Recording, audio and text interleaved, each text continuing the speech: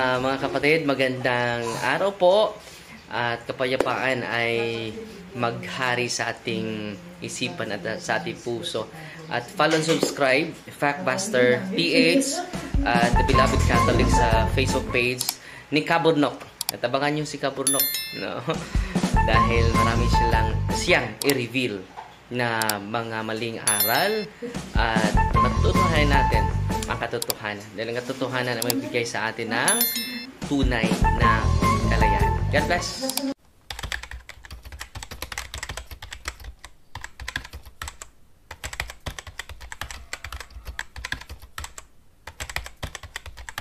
Magandang araw mga kabatid and welcome na naman sa isang episode ng Factbusters PH.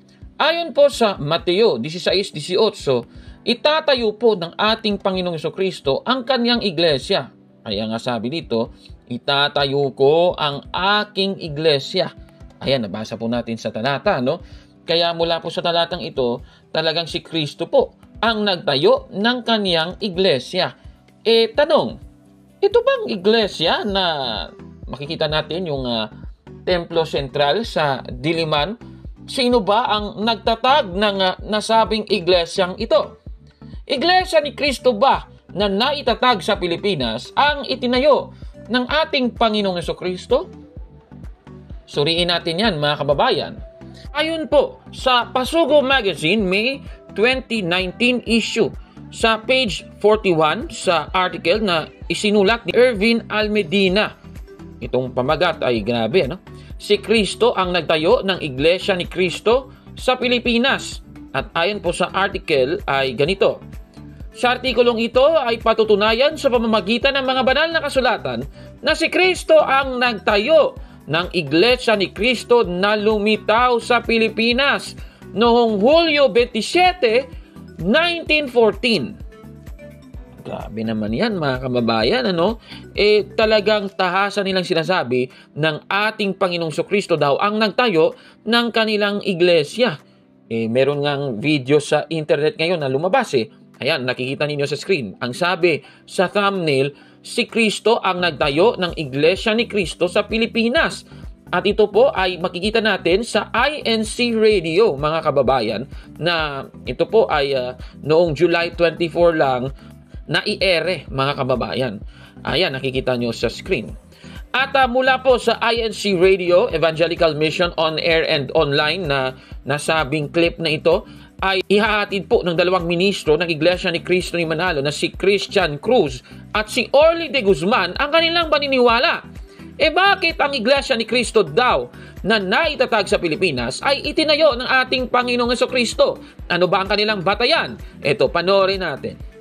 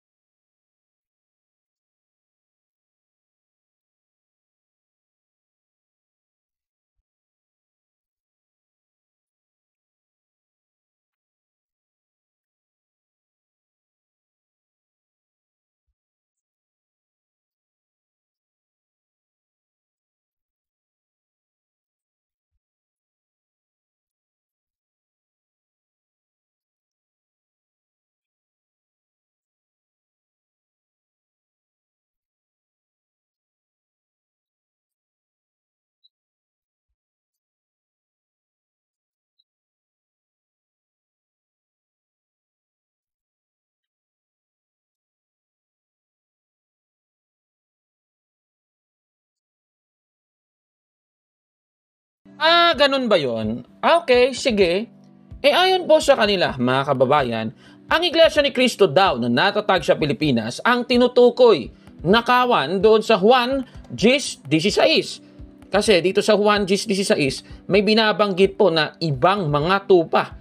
At yung mga tupa na ito ay magiging isang kawan, mga kababayan. Paano daw naging kawan ang Iglesia ni Cristo na naitatag sa Pilipinas? Ito, panoorin natin ang sagot.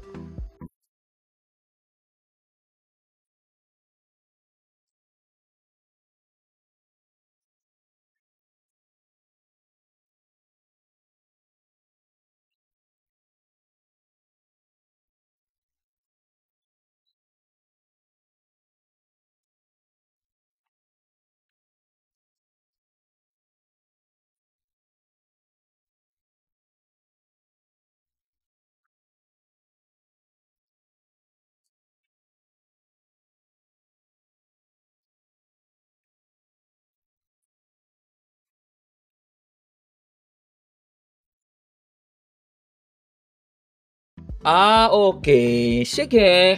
Sige, tingnan natin ayon po sa kanila, mga kababayan, Iglesia ni Cristo daw na natatag sa Pilipinas ang tinutukoy na kawan sa Juan 10:16 base po sa Gawa 20:28. Alam ninyo, itong line of argument nila ay katulad din po ng nasa article na binasa natin kanila, yung Pasugo God's Message Magazine, May 2019 issue, sa page 41 na ating binasa kanina, yung article na may pamagat na si Cristo ang nagtayo ng Iglesia ni Cristo sa Pilipinas ni Ervin Almedina. Ito po ang ating mababasa. Ano ang katunayan na ang Panginoong Jesucristo ang nagtatag ng Iglesia ni Cristo sa Pilipinas?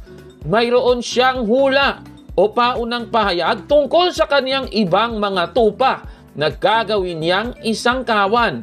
Ganito ang ipinahayag ni Kristo. Ayan, so kinot nila yung Juan 10:16.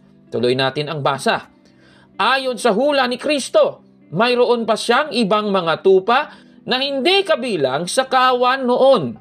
Ang kanyang tinutukoy na mga tupa ay mga tao. Ezekiel 34:31. Ang kawan naman ay ang Iglesia ni Cristo. At kinot nila yung Gawa 20:28 na yung salin ay Lamsa translation na isinalin sa Tagalog. Tuloy natin ang basa. Sa mga tuwid, hindi pa existido noon ang ibang mga tupa o iba pang mga lingkod ni Kristo, sapagkat ayon sa hula, sa hinaharap na panahon pa sila mapapabilang sa iglesyang kay Kristo. Ayan po ang ating binasa. So, parehas na parehas talaga yung line of argument sa video na ating napanood kanina at itong nasa Pasugo Magazine. Mula po sa argument nilang ito, tanong, totoo ba ito lahat, mga kababayan? Suriin natin. Umpisa natin yung una nilang sinabi na Iglesia ni Cristo daw na natatag sa Pilipinas, yung tinutukoy na kawan doon sa 10:16 ng Juan. Balikan natin kasi yung binasa nila 10:16 ng Juan. Yung babasahin natin 10:14 hanggang 15 at itutuloy natin sa 16. Ganito po ang sinasabi. Ako ang mabuting pastor at nakikilala ko ang sariling akin. At ang sariling akin ay nakikilala ako, gaya ng pagkakilala sa akin ng Ama. At nang sa Ama ay pagkakilala ko, at ibinibigay ko ang aking buhay dahil sa mga tupa. At mayroon akong ibang mga tupa na hindi sa kulungang ito. Sila'y kailangan din namang dalhin ko at kanilang diringgin ang aking tinig. At sila'y magiging isang kawan at magkakaroon ng isang pastor. Yan po ang ating binasa. Ibig sabihin, mula po sa konteksto ng ating binasa, 14 hanggang 16, si Kristo po ang tinutukoy na pastor na magbibigay ng kanyang buhay para sa kanyang mga tupa. Base po sa versikulo 15. Ayan, nakikita nyo sa screen. At meron ding binabanggit na ibang mga tupa na kailangang dalhin sa loob ng kulungan ng pastor na ang ating Panginoong Jesucristo. Kakibat ng kanyang pagbibigay ng kanyang buhay, ipapasok po niya ang ibang mga tupa. Ibig sabihin, meron pong dalawang uri ng tupa. base po sa ating binasa. Yung tupa na nasa loob na ng kawan, Juan, Gis, kung babasahin mo pa yung versikulo 11, at yung kanina, yung versikulo 15. At yung ibang mga tupa na nasa labas ng kulungan, Juan, Gis, 16. So, yan po mga kababayan, yung ibang mga tupa na hindi po kabilang sa kulungang ito. Ayan, so napakaliwanag na po mga kababayan. So, ibig sabihin, dalawa po yung uri ng mga tupa. Ngayon, paano kaya nangyari ang pagbibigay ng buhay niya para sa kanyang mga tupa? Suriin natin. Ganito po kasi ang nangyari. Yung babasahin ko po sa inyo ay yung paglalarawan naman ni Apostol Pablo sa tinutukoy na mga tupa. Dito po sa 2:14 hanggang 16, ganito po ang ating mababasa. Sapagkat siya ang ating kapayapaan na kanyang pinag-isa ang dalawa, at iginiba ang pader na nasa gitna na nagpapahiwalay, na inalis ang pagkakaalit sa pamamagitan ng kanyang laman, kahit kautusan na may mga batas at ang palatuntunan, upang sa dalawa ay lalangin sa kanyang sarili ang isang taong bago. Sa ganito'y ginagawa ang kapayapaan, at upang papagkasunduin silang dalawa sa isang katawan sa Diyos sa pamamagitan ng krus na sa kanya'y pinatay ang pagkakaalit. Dito po sa ating binasa, meron pong binabanggit na dalawa. Diba kanina yung nasa Juan, Gis, 14 hanggang 16, dalawa rin yung klase ng tupa doon, mga kababayan. Yung nasa loob ng kulungan at yung nasa labas ng kulungan. Dito din, meron ding dalawa na binabanggit. Na yung nagpahiwalay sa dalawa, yung pader, mga kababayan. Ayon po sa 2:14. Ika nga ng King James Version pa, yung pader na tinutukoy ay middle wall of partition. Middle wall of partition, kung gagamitin natin yung pag-aaral ng Biblia, itong middle wall of partition na nahati doon sa dalawa, alam niyo ba na iyan po ay tumutukoy doon sa pader sa templo ng mga Hudyo noon. Yung nagpahiwalay sa Court of the Gentiles at Court of Israel, mga kababayan. At yan, nakikita niyo sa screen. Yan yung middle wall of partition. Yung Court of Israel at yung Court of Gentiles, mga kapatid.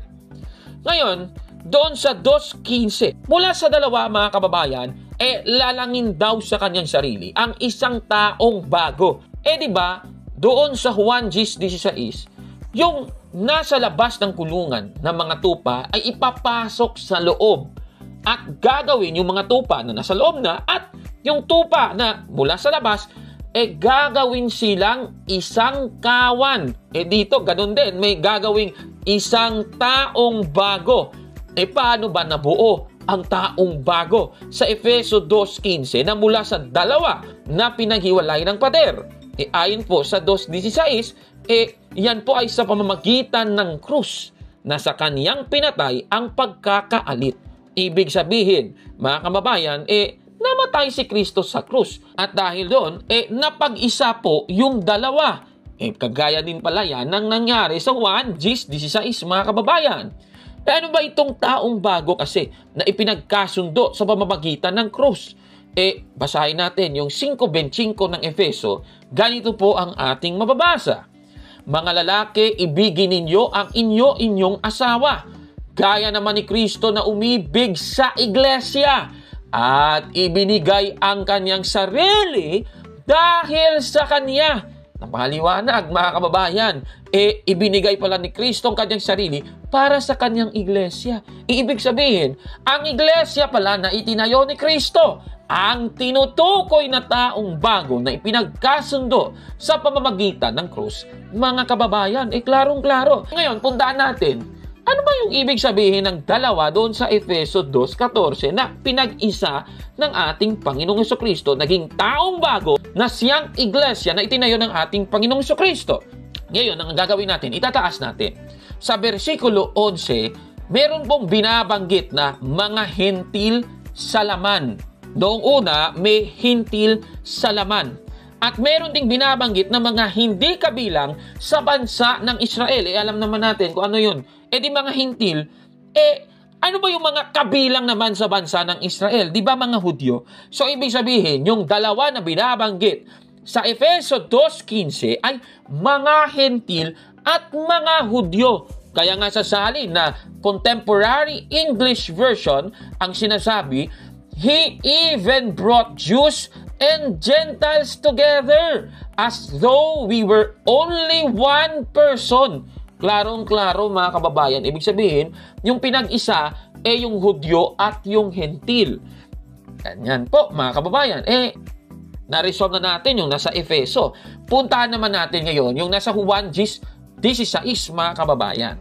Tanong, sino ba ang tinutukoy na mga tupa doon sa Juan 15 hanggang 16? Balikan natin yung 16. Alam naman natin, yung ibang mga tupa, sila po ay hindi sa kulungang ito. Parang parallel doon sa Efeso 2:14 hanggang 15. Yung mga Hentil na hindi kabilang sa bayan ng Israel, na kung ikukumpara natin dito, yung kulungan, yun yung Israel, yung bayang Israel. Ipapasok ngayon sila doon sa bayang Israel. Lumalabas yung ibang mga tupa, ano ba yun? Sila yung mga Hentil. Katunayan, diringgin daw nila ang tinig ng ating Panginoong Jesucristo. Saan ba natin mababasa na yung mga Hentil, dinirinig ang tinig ng ating Panginoong Jesucristo? Juan 7:35. Ganito po ang ating mababasa. Ang mga Hudyo ngay nangagsangusapan, saan paroroon ang taong ito na hindi natin siya masusumpungan? Siya kaya'y paroroon sa nagsisipangalat sa gitna ng mga Grego at magtuturo sa mga Grego. Klarong-klaro talaga mga Grego at mga Hintil yung tinutukoy. Yung Grego o yung mga Hintil, yan yung tinutukoy. Ibig sabihin, mga Grego at mga Hintil ang tinutukoy ng ibang mga tupa. Sa 1:16 mga kababayan, iyan din po ay katuparan ng hula sa Lumang Tipan. Isaiah 56:8 na ganito ang sinasabi. Ibinangako pa ng Panginoong Yahweh sa mga Israelitang ibinalik niya mula sa pagkatapon na marami pa siyang isasama sa kanila para mapabilang sa kaniyang bayan. O klarong-klaro, marami pa palang isasama sa kanila para mapaanib at mapabilang sa kanyang mga tupa na nasa loob na ng kulungan. Nako Mikas 4:2, ganun din ang hula. Nakatuparan din dito na sinasabi, daragsa ang maraming tao at sasabihin nila, halikayo, tayo nasa bundok ni Yahweh, sa templo ng Diyos ni Jacob, upang malaman natin ang nais niyang gawin natin at matuto tayong lumakad sa kanyang landas. Sapagkat magmumula sa Zion ang katuruan at sa Jerusalem ang salita ni Yahweh. Klarong-klaro talaga mga kababayan. Ibig sabihin, talagang natupad sa mga Hintil yung ibang mga tupa. Susunod na tanong, ano ba ang tinutukoy na isang kawan dito sa Juan 16, yung nasa loob na ng kulungan at yung mga nasa labas ng kulungan na ipapasok ni Kristo sa loob, sila'y magiging isang kawan. Ano ba yung ibig sabihin ng kawan? Ang kawan na ito ay nabuo pagkatapos pumasok ng mga tupa na dati ay hindi kabilang sa kulungan mga kapatid. At yan, napakaliwanag. Kung iglesia ni Kristo na natatag sa Pilipinas, ang kawan na ito, dapat maraming mga Hudyo ang nasa kanilang iglesia. Hindi naman mga kababayan Pero hindi tayo tutol na ang kawan na ito ay tumutukoy sa iglesia na itinayo ng ating Panginoong Jesucristo. Hindi tayo tutol doon. Pero tanong, anong kawan na siyang iglesia ba ang tinutukoy ng nasa Juan 10:16? Ito po ang sagot. Biblia din ang ating babasahin. Sa alin po ni Ginoong Baxter, ganito po ang ating mababasa. At bukod sa mga Hudyo, mayroon akong isang piniling bayan sa mga Hintil. Sila kailangan kong tawagin at ipunin sa akin. At ang mga Hudyo at mga Hintil ay magiging isang Iglesia Katolika sa ilalim ko, ang kanilang tanging pinuno at pastol sa buong mundo. Klarong-klaro mga kababayan, ibig sabihin mga kapatid, Iglesia Katolika po ang tinutukoy na kawan na sinasabi naman nila, Iglesia ni Cristo, pero hindi sila yung Iglesia ni Cristo na tinutukoy dyan. Yung tinutukoy dyan, Iglesia Katolika, mga kababayan. Alam naman natin, kahit nga sila, aminado, hindi sila nagsasabi na sila ang tunay na iglesia na itinayo ng ating Panginoong Jesucristo. Hindi nga sila yung tunay na iglesia Ayon po sa Pasugo, God's Message Magazine, August 2019 issue sa page 41, ganito yung mababasa natin, ano? Does the Iglesia ni Cristo merely claim that it is the true church? Ang sabi, the Iglesia ni Cristo, Church of Christ, does not merely claim that it is the true church. Klarong-klaro talaga. Hindi pala sila nag-aangkin na sila ang tunay na iglesia, mga kababayan. Kaya sa sinasabi nila, nako, palpak na naman ito, mga kababayan. Kaya, busted yan, mali yan. Nako kawawa talaga. Ika nga ng Catechism of the Catholic Church, paragraph 811, ang Iglesia ni Cristo na nag-iisa lamang ay ang Iglesia Katolika, mga kababayan. O, diba? Kung hindi si Cristo ang natatag ng Iglesia ni Cristo sa Pilipinas, sino ba ang nagtayo nito? Sino nga ba? Babasahin natin ang mga patotoo, mga kababayan, ng mga historiador. Dito po sa aklat na The New International Dictionary of the Christian Church ni J.D. Douglas, ito po yung ating babasahin, 1978 edition. Sa page 776, ganito po ang ating mababasa. Iniliwat na natin sa Tagalog, ano? Ang Pilipinas ay gumawa ng sarili nitong mga kulto. Higit sa lahat, ang Iglesia ni Cristo o Church of Christ na itinatag noong 1914 ni Felix Manalo at nag-aangkin ng ilang milyon. Klarong-klaro po ng ating nabasa. Hindi pala si Cristo ang nagtatag ng Iglesia ni Cristo na naitatag sa Pilipinas, mga kababayan. Ayon po sa ating binasa, yan po ay itinatag noong 1914 ni Felix Manalo. Kahit anong deny pa nila, sa history books na yan, mga kababayan. Uulitin ko lang, baka masakit po ito sa mga kapatid natin na nasa Iglesia ni Cristo, mga kababayan. Kasi dito din sa aklat, sinasabing kulto daw sila. Binasa lang natin yung nasa aklat, mga kababayan. Naalala ko tuloy yung viral video. Ito, panoorin nga natin yung viral video, Kaya nagkaroon ako ng ex-girlfriend na taga-Iglesia ni Cristo. May taga-Iglesia ba tonight? Wala akong pake sa'yo. May mga mas okay naman na religion siya, pero may aircon sila First time na nakaapak ako doon sa kapilya nila, mangha-mangha talaga ako na daming aircon Binilang ko pa 1, 2, 3, 4, 5. Ang lamig, no? Cool. Cool to.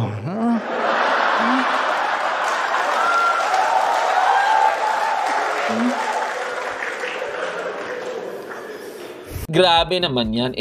Kung marami palang aircon sa kapilya, cool na sila. Cool to na kagad. Nako naman, grabe namang pangungutya yan, mga kababayan, ano? No comment na lang po ako dyan, mga kapatid. Dahil na-debunk na natin ang kanilang claim, ano bang masasabi ninyo sa ating episode ngayon? Paki-comment po sa baba ng inyong masasabi. At kung like mo ang video na ito, paki-smash ng like button at mag-subscribe na sa ating channel, Factbusters PH. Kaya, huwag maniwala sa sabi-sabi. Check mo na kung fact nga talaga. Hanggang sa susunod na episode, ako po si Gaburno at ito ang Factbusters! Masarap talaga ang dinuguan, mga kapatid. Nako, ang sarap talaga. Pero bakit hindi daw pwedeng kumain ng dinuguan? At totoo ba bawal ito sa Biblia? Abangan po ang ating dinuguan episode sa Factbusters! Ayon sa Biblia, kailangang suriin ang mga aral ng iba't ibang mga mangangaral sa ating panahon. Ito po ang programang maghahatid sa inyo ng komprehensibong pagsusuri. Ako po si Gaburno at ako ang inyong taga-suri. Mapapanood na ang mga videos ng taga-suri sa ating YouTube channel sa Factbusters PH. If you click the join button and enjoy other freebies para sa atin, para suportahan ang ating YouTube channel dito sa Factbusters PH. Maraming salamat at see you sa ating Super Busted Kada at Busted Kada freebie mga kabatid. Sa Mateo 16:18, ang sinasabi dito, at sinasabi ko naman sa iyo na ikaw ay Pedro, at sa ibabaw ng batong ito ay itatayo ko ang aking iglesia, at ang mga pintuan ng Hades ay hindi magsisipanaig laban sa kanya. Dito po mga kababayan, alam naman natin na may binabanggit na bato sa nasabing talatang ito. At yung bato na tinutukoy, diyan daw itatayo ng ating Panginoong Kristo ang iglesia, mga kababayan. Ngayon, ang tanong, sino ba o ano ba ang bato na tinutukoy sa Mateo 16:18? Ito po ba ay tumutukoy sa ating Panginoong Kristo mismo na siya ring nagtayo ng kanyang iglesia? O ito ba ay tumutukoy sa pag-amin ni Pedro na ang ating Panginoong Kristo ay anak ng Diyos? O di naman kaya ay si Pedro po mismo ang tinutukoy ng batong ito?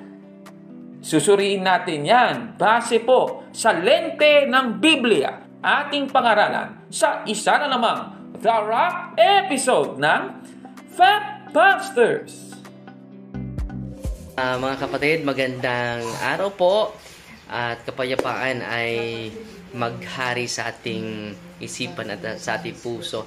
At follow and subscribe Factbuster PH at The Beloved Catholic sa Facebook page ni Kaburnok. At abangan nyo si Kaburnok, no? Dahil marami siyang i-reveal na mga maling aral at matutuhanan natin ang katotohanan. Dahil ang katotohanan na magbigay sa atin ng tunay na kalayaan. God bless!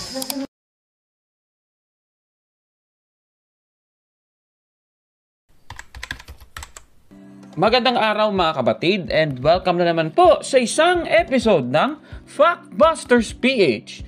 Ayon po sa unang Timoteo 6:3-4, sino mang nagtuturo ng ibang aral at hindi sumasang-ayon sa tunay na salita ng ating Panginoong Kristo at katuruang na ayon sa banal na pamumuhay, siya ay nagyayabang at walang nalalaman. Klarong-klaro po mga kababayan. Kung ikaw po ay merong ibang aral, di naman yan aral mga kababayan na sumasang-ayon sa tunay na salita ng ating Panginoong Kristo, ang mga ngaral na yan daw ay nagyayabang ayon po sa Biblia, mga kapatid. Sa ating episode ngayon ay susuriin naman natin ang ministro ng Iglesia ni Cristo ni Manalo na si Dan Omar Libag, mga kababayan. At alam naman natin, siya po ay ministro ng Iglesia ni Cristo Church of Christ, mga kapatid. So, sa ating episode ay tatanungin natin siya, bakit ang opisyal na pangalan ng kanilang iglesia ay Iglesia ni Cristo Church of Christ? O eto, panoorin natin siya mga kapatid. Bakit po mahalaga na tawagin ang iglesia na sunod sa pangalan ng Panginoong Hesus? Ano po ba ang kahalagahan ng pangalan ng ating Panginoong Jesucristo na itinatawag sa kanyang iglesia? Pakinggan po ninyo, ganito po ang ating mababasa dito po sa aklat po ng mga gawa 4:12. Ganitong pahayag ng Biblia.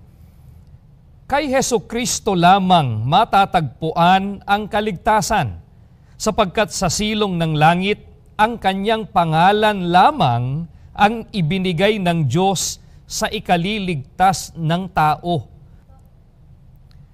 Mga giliw po naming mga taga-subaybay, napakaliwanag po ng pahayag ng Biblia. Ang sabi po, ang kanyang pangalan lamang ang ibinigay ng Diyos sa ikaliligtas ng tao. Kaya tiyak po na walang kaligtasan sa alinmang iglesia na hindi po tinatawag sa pangalan ng ating Panginoong Jesucristo. Ganun pala yun? Okay, sige.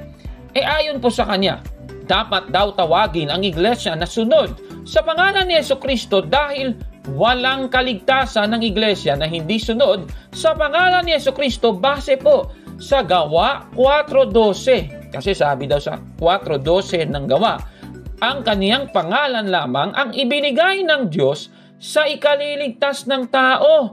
Tanong, tama ba itong sinasabi niya mga kababayan? Susuriin po natin yan, mga kapatid. Balikan natin ang kanyang ginamit na talata, at ipapasok natin ang tanong. Ano ba ang pangalan na binabanggit sa talata na ibinigay ng Diyos para sa ikaliligtas ng tao? Base po sa binasa niyang talata, Hesukristo ang pangalan, mga kababayan. Hindi po pala Kristo kundi Hesukristo yung pangalan na binabanggit sa talata na ibinigay ng Diyos para sa ikaliligtas ng tao. Ayon po sa 4:12 ng Gawa. Mga kababayan, tanong pangalan ba ang salitang Kristo na makikita natin sa kanilang kapilya na Iglesia ni Kristo? Sana Iglesia ni Hesukristo. Hindi naman ganun Ang sinasabi nila, Iglesia ni Kristo daw. Tanong, pangalan nga ba itong salitang Kristo? Basahin natin sa Biblia. Mateo 1:16, ganito po ang sinasabi. At naging anak ni Jacob si Jose, asawa ni Maria, na siyang nanganak kay Jesus, na siyang tinatawag na Kristo. Klarong-klaro, yung pangalan, Jesus. Pero si Jesus ay tinatawag na Kristo. Pangalan ba yung Kristo? Naku naman, hindi naman pangalan yung salitang Kristo, kundi ito po ay pantawag sa ating Panginoong Hesukristo. Pantawag lang. Kaya nga sa isang salin, yung Holman Christian Standard Bible 2009 edition, yung ginamit na pangtawag Messiah. Kasi yung salitang Christ ay galing doon sa Messiah, mga kababayan. Pangalan ba yung salitang Messiah? Nako naman, malabo ata yan. Kung totoo mang dapat tawagin ang iglesia na sunod sa pangalan ni Hesukristo dahil walang kaligtasan ng iglesia na hindi sunod sa pangalan ni Hesukristo base po sa ginamit niyang talata, Gawa 4:12, bakit tinatawag din yung iglesia na itinayo ni Kristo na sa daan o tinatawag ding ang daan? Mababasa natin yan sa Gawa 24:14 na yung sa daan, quote and quote, yan po ang tinatawag nila sa sektang yon, mga kababayan, yung sekta na kung saan napabilang ang mga apostol. Sa 19:9 ng Gawa, tinatawag din niyang ang daan na sinasabihang masama daw ayon po sa mga hindi sumasampalataya sa kanila. Napakaganda naman yan. Paano ngayon yan, mga kababayan? Mula pa sa Gawa 4:12, ano bang ibig sabihin ng talatang yun, mga kapatid? Tumutukoy ba ito sa pagpapangalan ng iglesia, mga kababayan? Balikan nga natin yung 4:12. Sabi sa isang salin, gagamitin natin ang dating Biblia, at sa kanino mang iba ay walang kaligtasan, sapagkat walang ibang pangalan sa silong ng langit na ibinigay sa mga tao na sukat nating ikaligtas.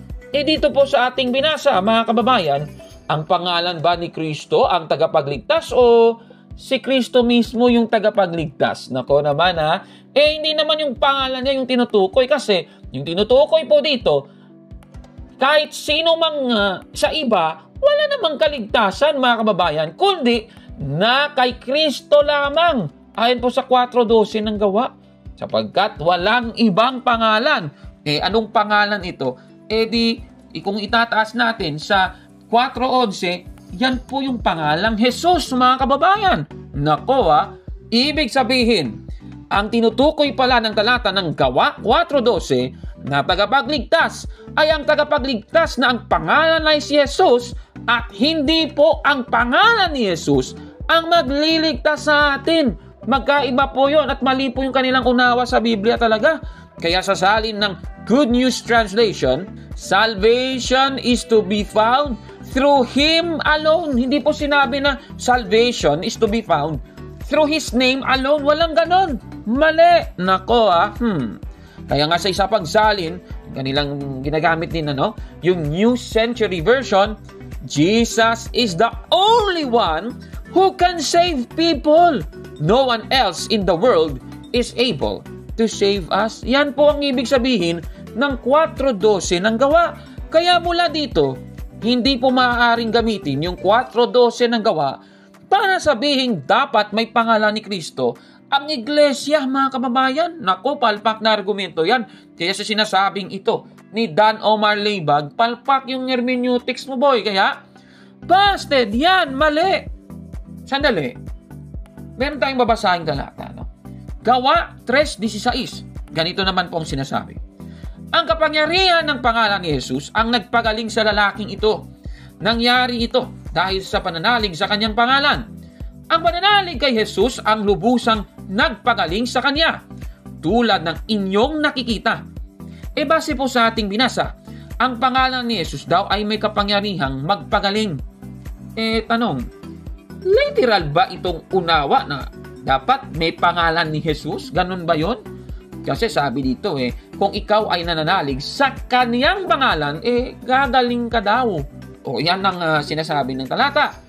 Anong bang ibig sabihin nun? Ano bang ibig sabihin ng pananalig sa pangalan ni Jesus? Babalikan natin.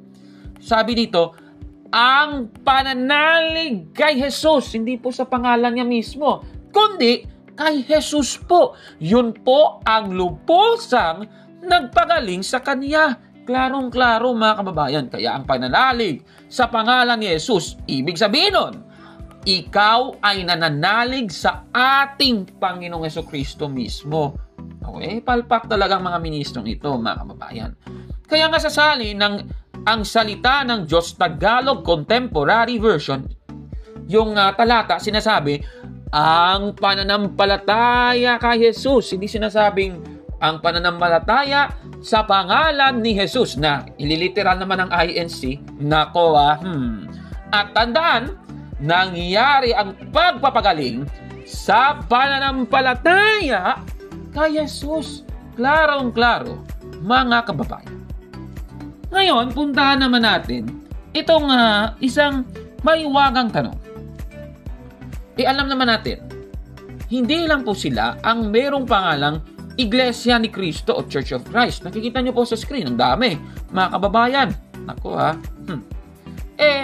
kahit na mali ang unang argumento ni Dan Omar Leibag at ipalagay na nga ating tama siya, paano mo malalaman kung ang iglesia ay siyang tunay na iglesia ni Cristo kung maraming iglesia ngayon ang may pangalang Iglesia ni Cristo o Church of Christ? Ito, panoorin natin siya, mga kapatid.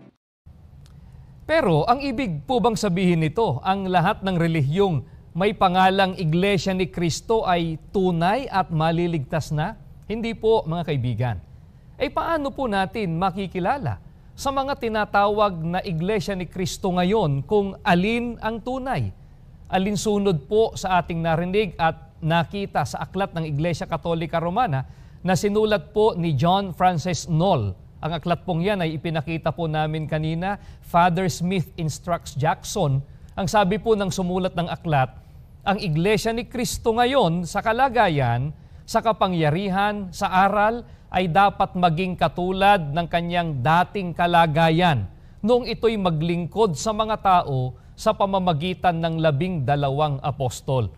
Sa makatwid, mga giliw po naming mga taga-subaybay, pangalan lang po ba ang susuriin at titingnan para malaman kung alin ang tunay na Iglesia ni Cristo? Hindi po. Ano raw po ang dapat na maging katangian ng aral na itinuturo ng iglesyang tunay na kay Kristo sa makatwid, mga kaibigan? Bagaman may iba't ibang iglesia na tinatawag din po sa pangalang Iglesia ni Cristo, ang tunay ay ang iglesia na ang aral na sinusunod at itinataguyod, lahat po ng aral, mga kaibigan, ay naaayon po sa Ebanghelyo o nakasalig sa banal na kasulatan. Mula po sa ating napanood, ayon po sa kanya, sa aral malalaman kung ang iglesia ay siyang iglesyang totoo. At may meron po siyang binasang aklat. Father Smith Instructs Jackson, page 35. Yan, nakikita nyo sa screen. Di naman po tayo tutol sa kanyang pahayag na ito. At kung ipapakita natin yung aklat, baka sasabihin ninyo, dinoktor nila yung aklat. Ayan, yan po yung Father Smith Instructs Jackson. Yan po ay may nilobstat ni Reverend Lawrence Gollner at imprimatur ni Leo Persley. Babasahin po natin, ipapakita ko po sa inyo yung sa ating kopya, page 60 to 61. Ayan, nakikita nyo sa screen. So yan talaga ang nakalagay. Susunod na tanong, Ano ba ang batayan para sabihin sa pamamagitan ng aral ay malalaman mo kung totoo ang iglesia at pasado ba ang Iglesia Katolika dito? Ito, panoorin natin siya, mga kapatid. Itinuro po ng ating Panginoong Jesucristo. Ganito po ang ating mababasa. Pakinggan po ninyo dito po sa Juan sa 7:16 hanggang 18. Sinagot nga sila ni Jesus at sinabi, "Ang turo ko ay hindi akin, kundi doon sa nagsugo sa akin. Kung ang sino mang tao ay nag-iibig gumawa ng kanyang kalooban, ay makikilala niya ang turo, kung ito'y sa Diyos o kung ako'y nagsasalita na mula sa aking sarili. Ang nagsasalita ng saganang kanyang sarili, humahanap ng kanyang sariling kaluwalhatian.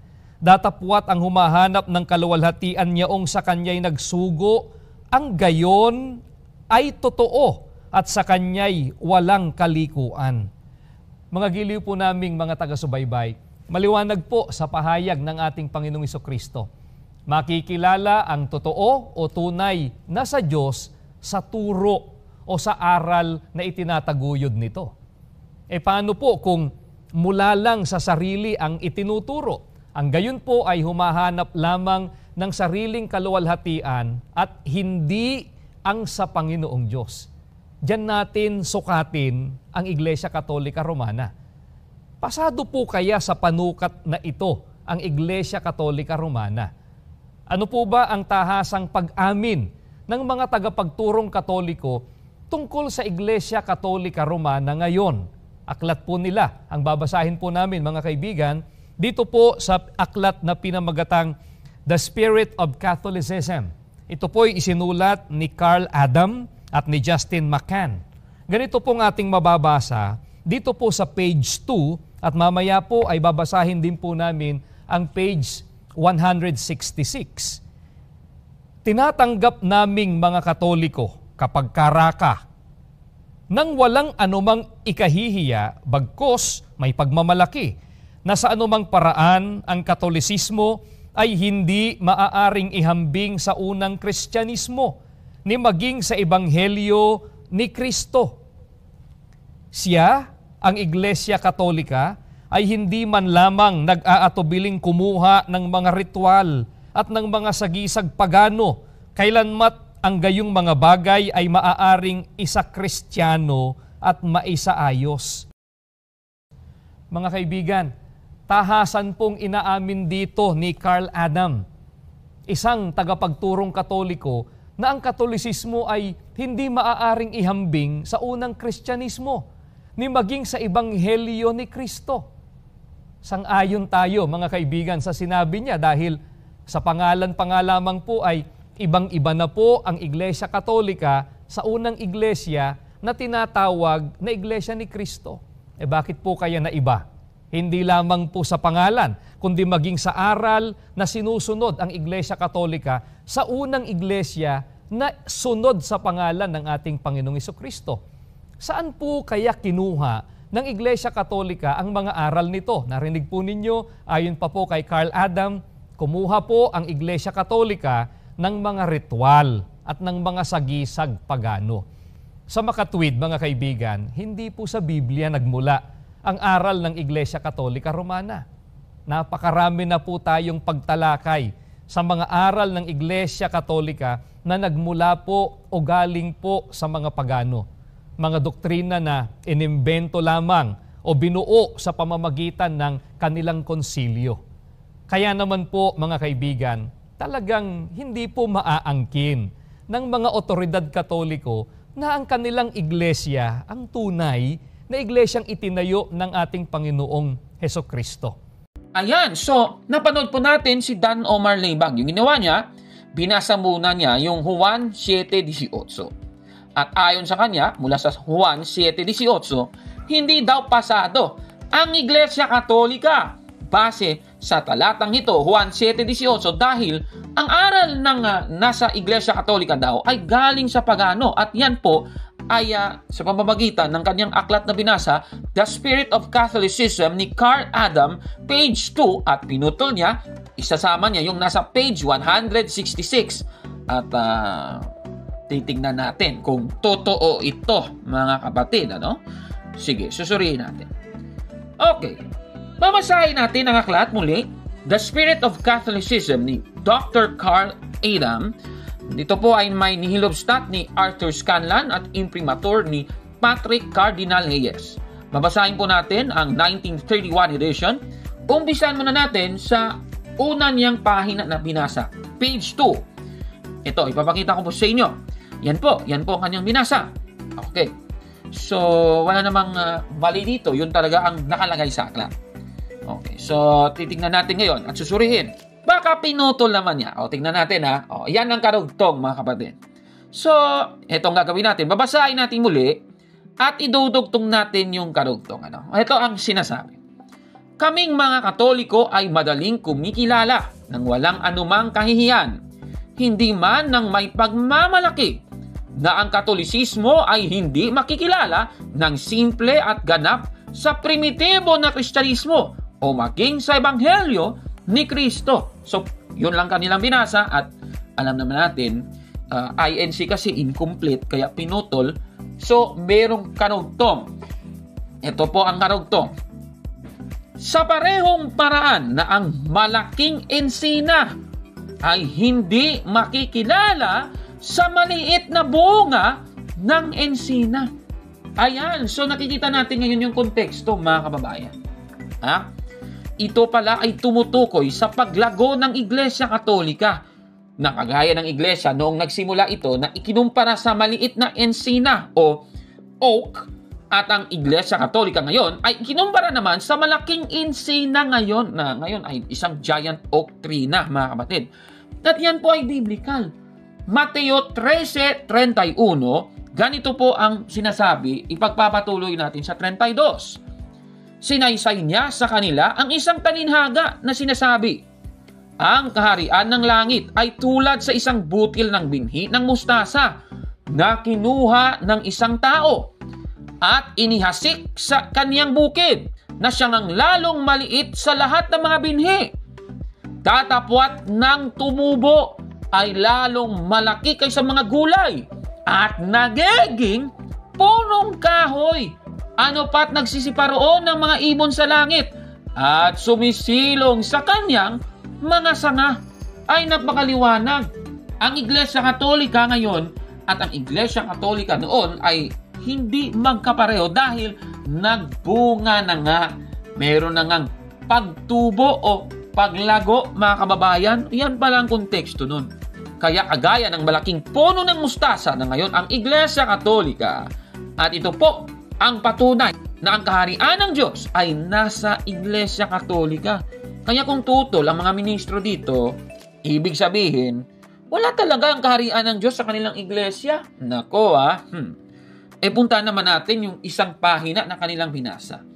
O ito, babasahin natin sa ating kopya, page 158. At yan naman ang nakalagay. Pero alam ninyo, iba yung unawa ni Dan Omar Leibag sa kanyang binasa. Ewan ko ba kung bakit. O ito babasahin natin ulit. Hindi siya nag-aatubili kahit napalitan ang paganong ritual at paganong mga simbolo sa tuwing ang mga bagay na ito ay maaaring maging Kristiyano at mabago. Klarong-klaro. Binago pala. Meron ba lang pagpapalit? Yung paganong ritual ay pinalitan na ng mga Kristiyanong mga gawain, mga kababayan. Kaya ngayon sinasabi ng aklat, take over. Ano ba yung take over sa Tagalog? Pumalit, palitan. Nako ito talagang si Dan Omar Leibag, palpak. Ibig sabihin, pinalitan ng Iglesia Katolika ang mga paganong ritual ng mga Kristiyano. Pamamaraan. Halatang hindi naunawaan ni Dan Omar Leibag yung kanyang binasa. Nako uulitin natin biblical ba yan? Mangyayari ba talaga yan sa iglesia? Siyempre, Efeso 2:16, ang iglesia na itinayo ng ating Panginoong Jesucristo, galing po yun sa mga Hudyo at mga Hentil. Naging isang taong bago. Ayan, nakikita nyo sa screen. Alam naman natin, ang mga Hentil po ayon sa Biblia ay tinawag na mga pagano. Yung pagano pala ay naging Kristiyano. Nung sila ay umanib kasama ang mga Hudyo na naging Kristiyano. Naging isang katawan sila. Pero niyang pagpapalit, nako palpak talagang unawa. Tandaan po natin, pinalitan po ng unang iglesia ang paganong ritual ng mga Hintil ng mga Kristiyanong pamamaraan, mga kababayan. At biblical po yan. Nako Kaya itong sinasabi niya talaga, nako, pati sa unawa niya sa nakasulat sa aklat, nako, mali-mali. Busted yan! Nako, mali talaga yan, mga kababayan. Ito namang aral kasi niya, hindi naman po yan sang-ayon sa tunay na salita ng ating Panginoong Hesukristo. Ang ating Panginoong Hesukristo na nga nagsabi, ng kaharian ng Diyos, lumalago po yun. Hindi kagaya ng kanilang iglesia, wala namang paglagong nangyari. Kaya pareha daw nung iglesia na nasa unang siglo. Mali po yun, mga kababayan. Sinabi na nga ni Kristo, mayroong paglago po na mangyayari. Nako Anong masasabi ninyo sa ating episode po ngayon? Comment down below, mga kapatid. At kung like mo ang video na ito, paki-smash ng like button at mag-subscribe na sa ating YouTube channel, Factbusters PH. Kaya, huwag maniwala sa sabi-sabi. Check mo na kung fact nga talaga. Hanggang sa susunod na episode, ako po si Caborno. At ito ang Factbusters! Mga kapatid, magandang araw po. At kapayapaan ay maghari sa ating isipan at sa ating puso. At follow and subscribe, Factbuster PH, The Beloved Catholic sa Facebook page ni Caburnok. At abangan nyo si Caburnok, no? Dahil marami siyang i-reveal na mga maling aral at matutunan natin ang katotohanan. Dahil ang katotohanan ay magbigay sa atin ng tunay na kalayaan. God bless!